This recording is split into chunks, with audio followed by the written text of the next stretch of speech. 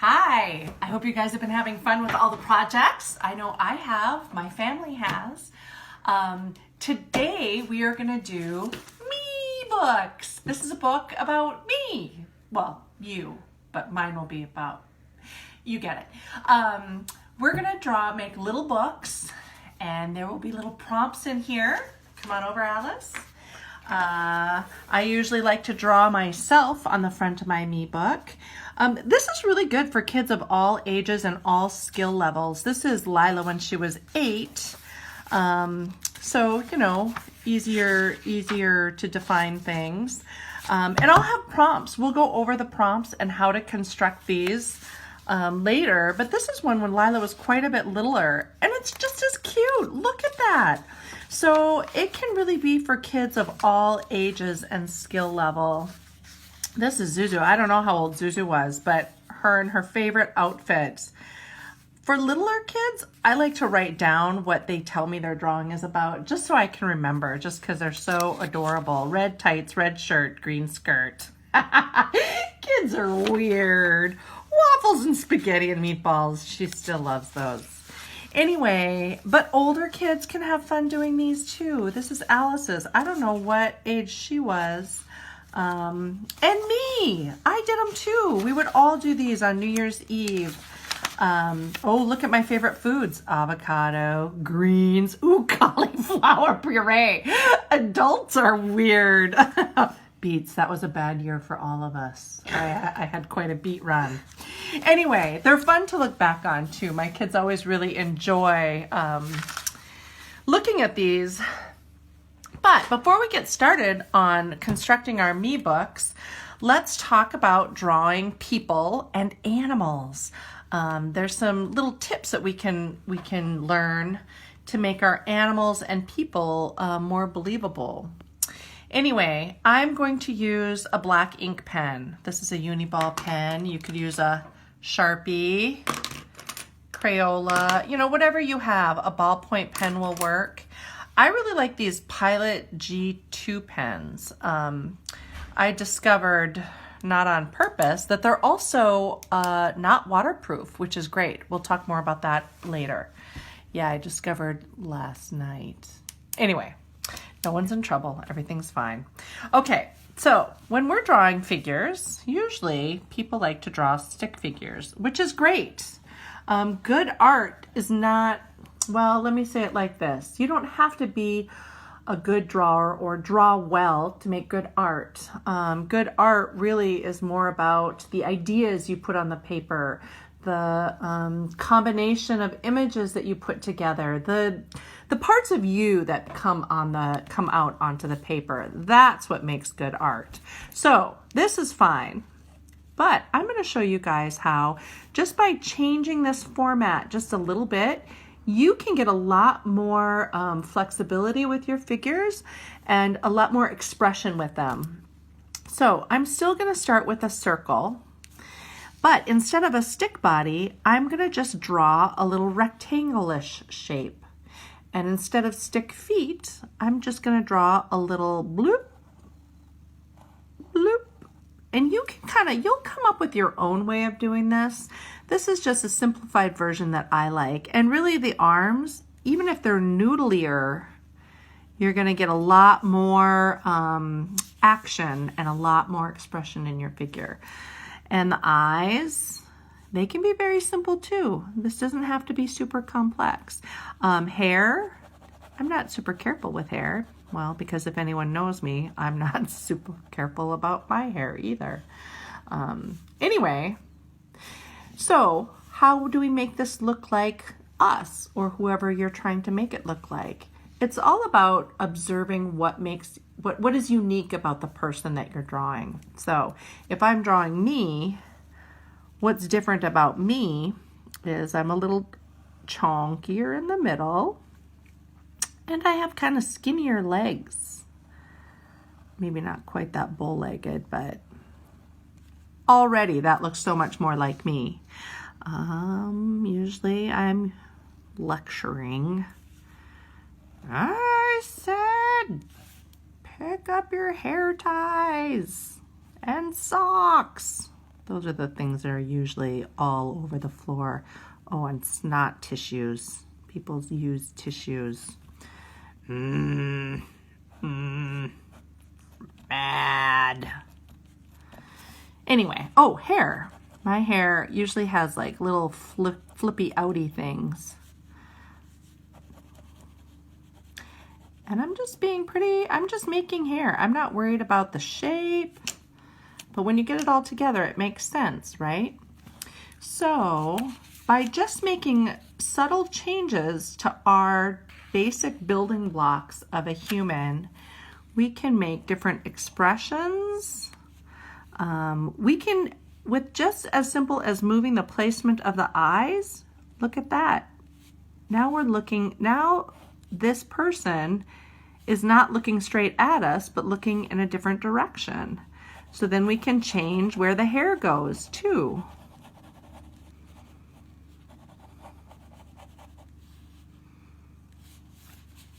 And by changing the shape of the mouth, pardon me. What if there's a big circle mouth? What does that mean? Well, it could mean someone's yelling. It could mean someone is singing. It could mean someone is yawning. Maybe it depends on what the rest of the body is doing. Arms up. Now it looks like she's saying, stop!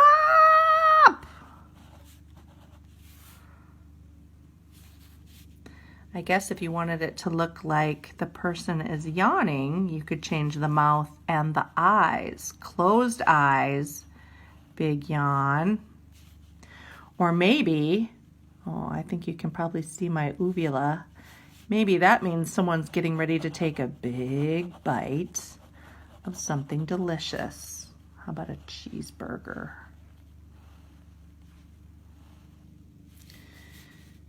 Make those noodle arms holding that cheeseburger. So, I think the other fun thing about this is that legs can describe what the person is doing too. So, if here's the body, what if the legs are bent at the knees?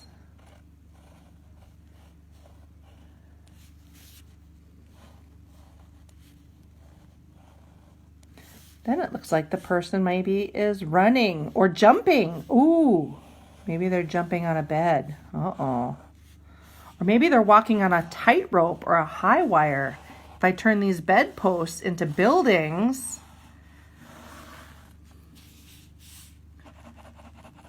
they're the windows of the buildings. Now they're walking on a tightrope.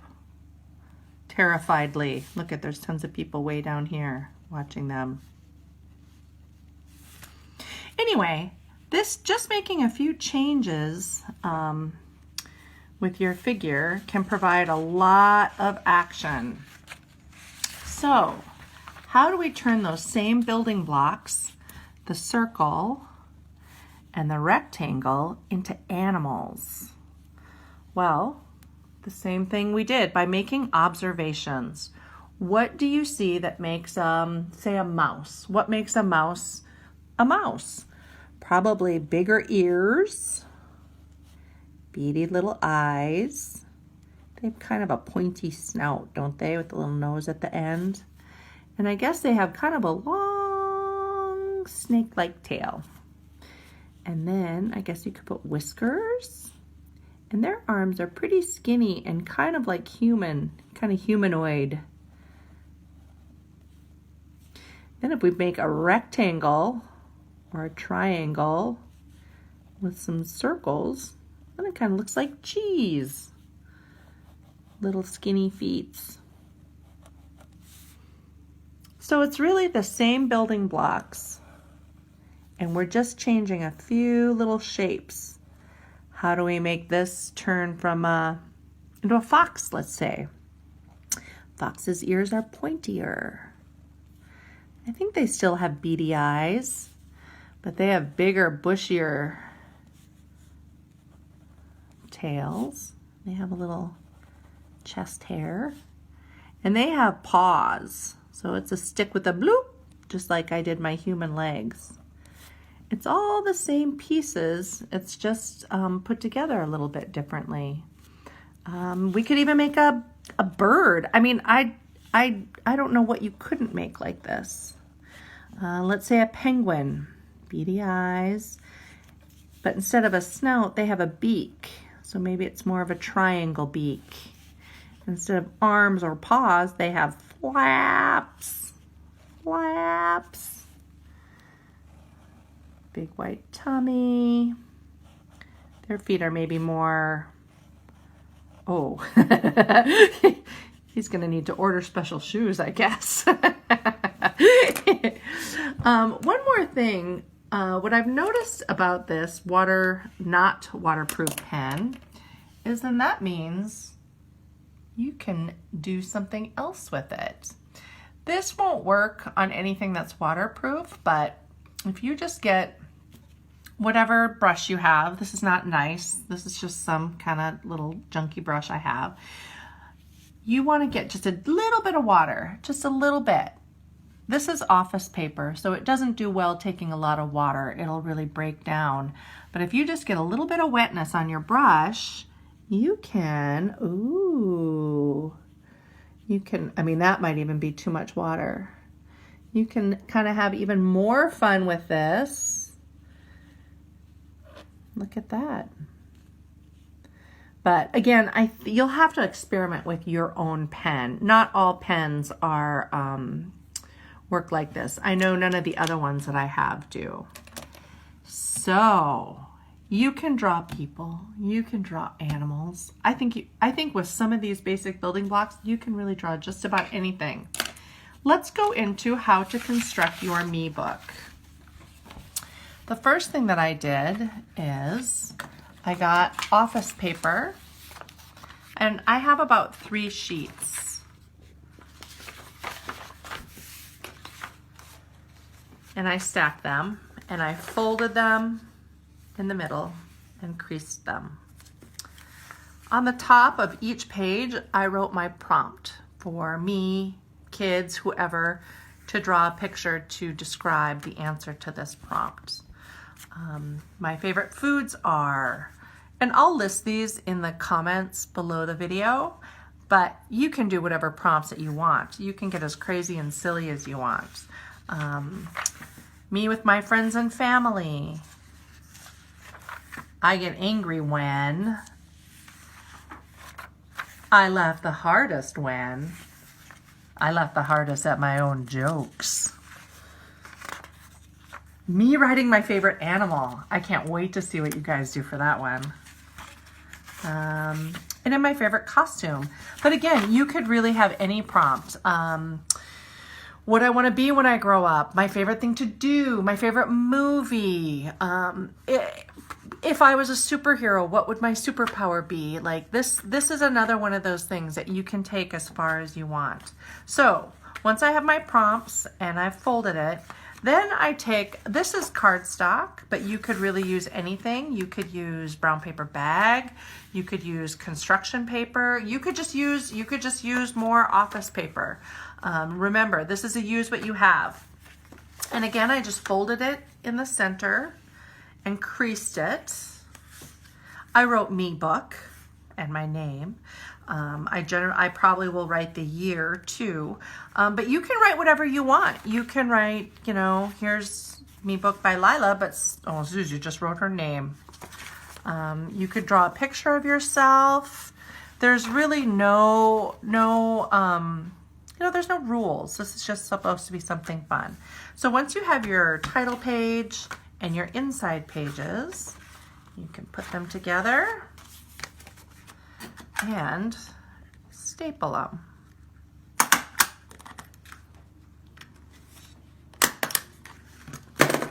And now you have a me book.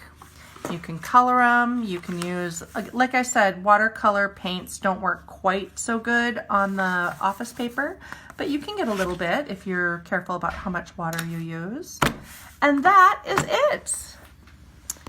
So, thanks. Please post what you are creating because I've really enjoyed seeing them. And I will see you guys tomorrow.